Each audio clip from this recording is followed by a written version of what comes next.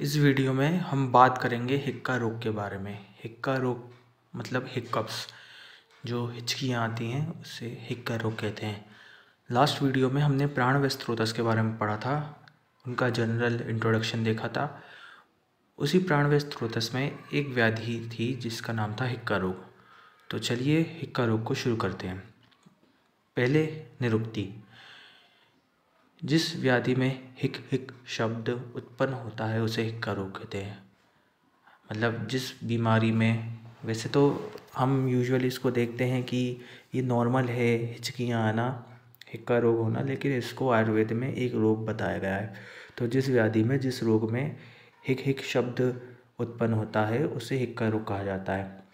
अब हिक्का वात, कफज तथा आमाशय सामुथ्य व्याधि है। मतलब इसमें वात, कफ और आमाशय मतलब स्टमक सामुथ्यवादी है, इन ये तीनों से रिलेटेड होती है।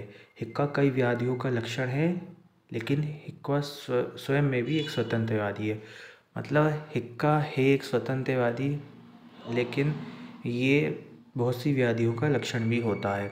हिक्का किसी भी कष्ट के बिना अल्प स्वरूप में उत्पन्न होती है, परंतु बिना चिकित्सा के शांत भी हो जाती है। मतलब जब हमें हिचकियाँ आती हैं तो हम देखते हैं हमें किसी प्रकार का कोई कष्ट नहीं होता, किसी प्रकार का कोई पेन नहीं होता, और कुछ देर के लिए हिचकियाँ आती हैं और कुछ समय बाद हिचकियाँ बंद भी हो जाती हैं। तो और जो बंद होती हैं हिचकियाँ वो बिना किसी चिकित्सा के भी हो जाते हैं, कि मतलब हमें हिचकियाँ आ रही हैं थोड़े समय के लिए, उसके लिए हम डॉक्टर के पास नहीं जाते कि डॉक्टर साहब हमारा इसमें इलाज कर दीजिए, हमें हिचकियाँ आ रही हैं। ये अपने आप शांत हो जाती हैं, इनकी कोई चिकित्सा नहीं करते हैं तब भी ये शांत हो जाती हैं। अब हम देखेंगे निदान। निदान मतलब कि किन किन कारणों से हिक्का रोग उत्पन्न होता है।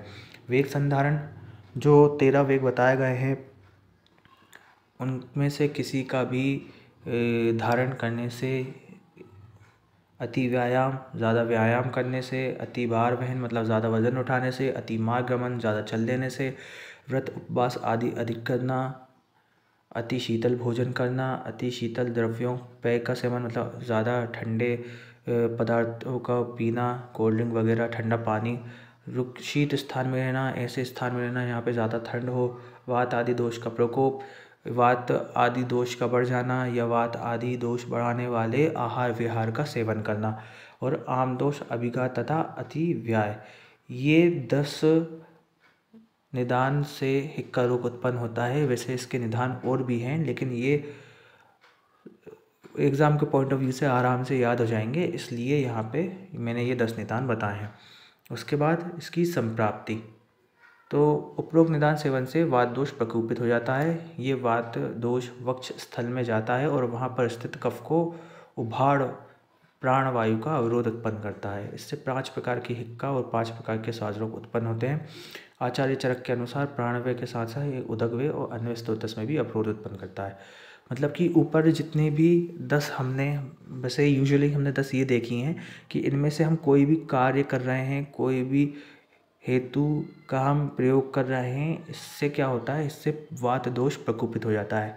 हमने जनरल इंट्रोडक्शन में देखा था कि जो हिक्का रोग है वो वात, कफज और आमाशय समुथ्यवादी है। मतलब इन तीनों का उसमें मतलब कि हाथ रहता है हिक्का रोग होने से।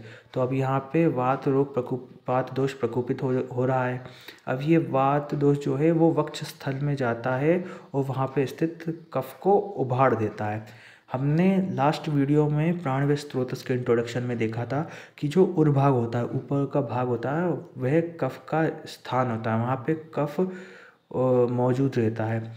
तो अब ये वात दोष प्रकोपित हुआ, ये वक्षस्थल, अब वक्षस्थल छाती जो रहेगी, छाती ऊपर की साइड है, ऊपर के मतलब बॉडी में ऊपर की तरफ है, तो अब वहाँ पे कफ दोष होगा। अब ये वात दोष प्रकोपित हुआ, अब ये जाएगा कफ दोष के पास। अब कफ दोष के पास जाएगा और ये कफ को उभाड़ देगा, मतलब उसको प्रकोपित करेगा, उसको मतलब कम कर देगा या ज़्यादा कर देगा, जिससे क्या होगा, प्राणवायु का अवरोध उत्पन्न हो जाएगा। अब ये प्राणवायु का जब अवरोध होगा, मतलब इसमें रेसिस्टेंस आएगा, तो ये 5 प्रकार का हिक्का रोग और 5 प्रकार के श्वास रोग को उत्पन्न करेगा। ये तो हो गई इसकी जनरल संप्राप्ति। लेकिन आचार्य चरक के अनुसार ये जो वात दोष है ये कफ को उभार देता है और इससे ये प्राण व्यय के साथ साथ उदक व्यय और अन्वय स्रोतस का भी अवरोध उत्पन्न करता है। अब हम देखेंगे कि हिक्का रोग के भेद कितने होते हैं। तो हिक्का रोग के यूजुअली 6 भेद देखेंगे हम आचार्य चरक के हिसाब से।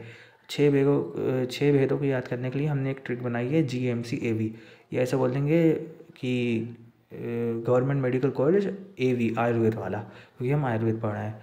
तो देखेंगे M से आएगा महाहिक्का, G से आएगा गंभीरा हिक्का, C से आएगा क्षुद्रा हिक्का, इसके बाद A से आएगा अन्यजा हिक्का और V से आएगा व्यप्ता हिक्का। तो पहले हम संप्राप्ति चक्र देख लेते हैं, मतलब आउटलाइन संप्राप्ति की। देखो निदान का सेवन हमने किया, अब हो गया निदान का सेवन। अब उसके बाद क्या हुआ, वात दोष प्रकोपित हो गया जैसे उसमें लिखा था। फिर उसके बाद हिक हिक की ध्वनि होगी, क्योंकि हिक्का रोग में हिक हिक की ध्वनि एक विशेष प्रकार की ध्वनि का उत्पन्न होती है, जैसे हिक्का रोग बोलते हैं। और फिर हिक्का रोग हो जाएगा। पूर्व रूप, हम इसका पूर्व रूप देखेंगे तो कंठ तथा उर प्रदेश में गौरम, ऐसा लगेगा कि गले के पास या ऊपर के पोर्शन में हमें हैवीनेस लगेगी। कटु कास्यता, bitter taste of the mouth, कसेला सा स्वाद लगेगा। और कुक्षी में आटो, मतलब कि ऊपर के हिस्से में ऐसा लगेगा कि गैस टाइप की बन रही है और उससे हिक्का रोग की उत्पत्ति होगी। लक्षण, मुख में बार बार हिक हिक विशिष्ट ध्वनि का उत्पन्न होता। वही हिचकी आएंगी तो हिक हिक का साउंड आएगा, तो ये उसके लक्षण हो गया। और साध्यता, ये साध्य थी, मतलब इसका आराम से ट्रीटमेंट हो जाता है और इसका तो नॉर्मल ट्रीटमेंट हो जाता है, इसकी चिकित्सा करने की कोई आवश्यकता भी नहीं होती।